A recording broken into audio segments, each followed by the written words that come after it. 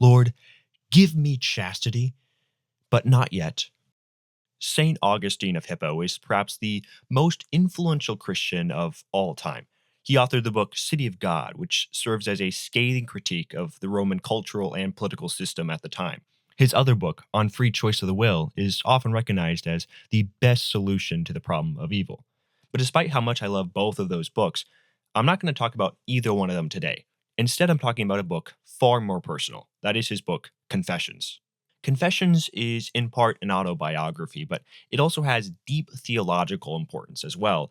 And if there was one book that I recommend every Christian read, other than the Bible, of course, it would be Confessions. Now, Confessions isn't the hardest book to pick up and read, but I did want to make this short video for any of you that had picked it up and were a little bit confused in the context or wanted to understand it more. And I'll be making subsequent videos for anyone that can't find the time to read because, frankly, we all live very busy lives. Confessions is divided into 13 books, which may sound weird to us, but it's actually the ancient style of writing that we find in Plato's Republic or Boethius' Constellation of Philosophy.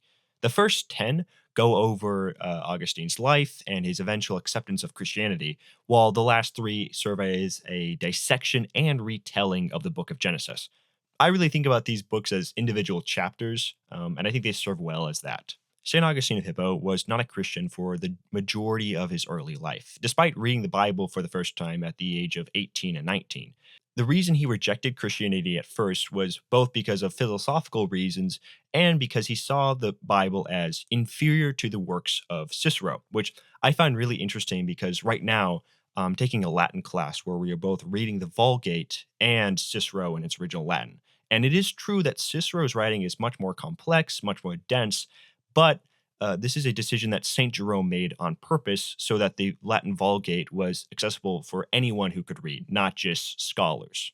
To fully understand Augustine's initial rejection of Christianity and his eventual acceptance of it, one must be familiar with the religion Manichaeism.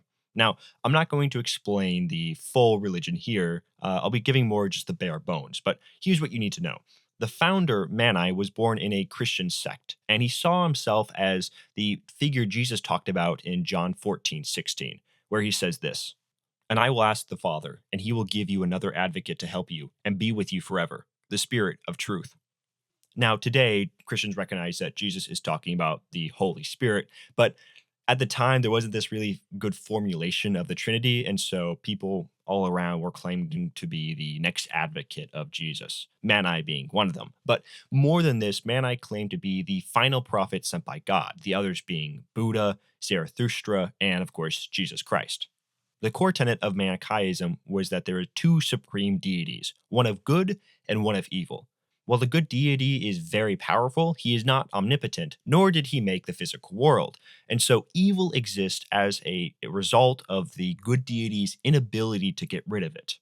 St. Augustine saw this as a much better answer to the problem of evil than the one Christianity gave, and that's why he latched on to it. However, after being in the religion for 10 years, problems and contradictions he saw within it just stacked up to the point that he decided he finally needed to talk to the lead apologist, which was Faustus. He thought that he could clear up all the issues, but after the conversation he had with him, he realized that all the contradictions still seemed evident to him, and this is what led to his eventual rejection of Manichaeism. After this, he began to read on Neoplatonism, which is a collection of ideas from Socrates, Plato, and Aristotle. And this eventually led him to listening to the sermons of St. Ambrose, who had a profound effect on him as Augustine saw St. Ambrose as an extremely intelligent figure, which kind of ruined his perception that Christianity was just for the unenlightened. This convinced him to read the scriptures again and eventually accept Christianity.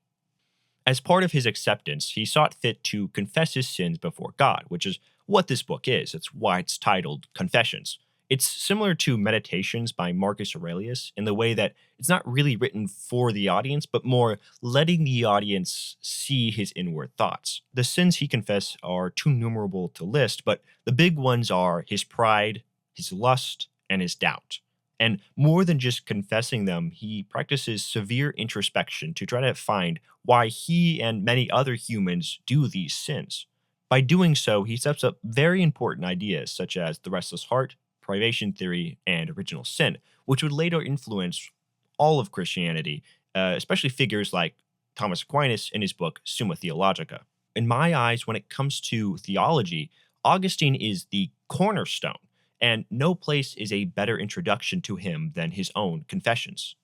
I really appreciate you guys watching, and I do recommend, if you haven't already, go out and buy your own Confessions because it is a really good book. And like I said, I will be going through every single chapter individually as its own video because I do want people that don't have the chance to read or just can't motivate themselves to read to still be exposed to these ideas, as I think they're extremely influential and just very powerful. So stick around if you want to see that. Otherwise, I'll see you around.